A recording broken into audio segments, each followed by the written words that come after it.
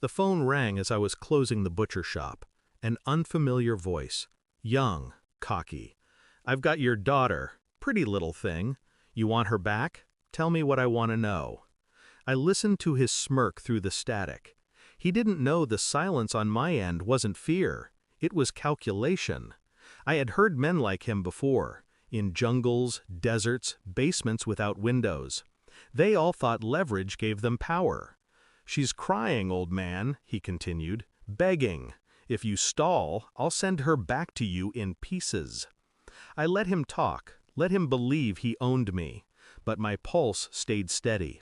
My mind didn't flinch, because while he was measuring me as a butcher, he had no idea I had lived another life, a life built on shadows, exits, and kill counts. 295. That was the number I'd stopped on, the number I swore I would never raise again. Until he touched what was mine. My daughter's voice leaked faintly in the background of the call, muffled sobs, rope scraping skin. I clenched the counter until my knuckles whitened. This wasn't random. Someone had whispered my name into the wrong ear. The gangboy thought I was just an aging butcher with failing hands and dull knives. But there are details you never bury. How I move when I'm threatened, how silence replaces panic. They laughed when I asked around about them later that night. A gang, loud and reckless, drunk on drugs and borrowed power. They thought the world was theirs. They thought she was theirs. But the truth lay in my own reflection in the butcher's window. The man staring back wasn't broken. He was sharpening. And deep beneath the surface, rage stirred. Controlled. Patient.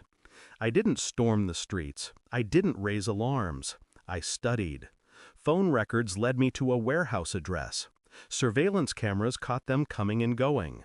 I charted rotations, careless patterns, weak points in security. They laughed louder with each day, thinking time worked in their favor. Time has never been their ally. Time is the blade that sharpens in silence. I counted doors, shadows, distance to cover. I noted who smoked, who argued, who carried weapons they didn't know how to use. The gang had no discipline. They were already dead. They just hadn't realized it. Every night I visited my daughter's empty room. The stuffed bear on her bed was the only witness to the storm building inside me. I promised it quietly. She would come back. Untouched. Unbroken. The third night I moved. The warehouse smelled of gasoline, blood, and arrogance. They had tied her in a side room, laughing as if she were nothing more than currency. I dismantled them methodically, one by one.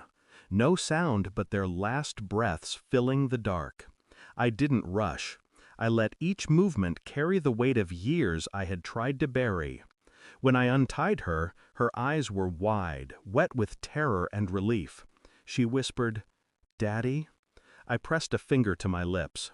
Not yet, because the phone in my pocket buzzed again. The same voice, arrogant still, unaware he was calling into silence surrounded by corpses. "Ready to talk now, butcher?" he sneered. I answered with steady calm. "Your men won't answer. They're all lying at your feet, even if you don't see them yet." His laughter broke, jagged. "Bullshit. You asked who I was," I said, my voice low, cold. "I stopped counting at 295. Tonight, your men carried me closer to 300. I could hear his breath shorten, his mask slipping, his world crumbling. "What the hell are you?" he whispered. I smiled, though he couldn't see it. "I'm the end you invited." And then I whispered the line that froze him. "You'll be my 300th. Look behind you." The line went dead, but his scream before it cut, raw, primal, was enough. Later, as I carried my daughter home, her head pressed against my chest, she asked no questions. Children sense truths without words. I laid her in bed, the bear back in her arms. Her breathing slowed into sleep. Innocence salvaged, at least for tonight. I sat alone in the dark kitchen, hands steady, mind silent. 295 had become 300. The number didn't haunt me anymore. It completed me. Because the truth is simple. I am not a butcher. I am the shadow men like him never see coming. And when they touch what is mine, I remind them, quietly, brutally, why my past should have stayed buried. I am the ghost they summon with arrogance, and the silence that buries them forever. Thanks for watching. Don't forget to like, share, and comment. Subscribe now to Cheating Stories Insight World for more amazing stories.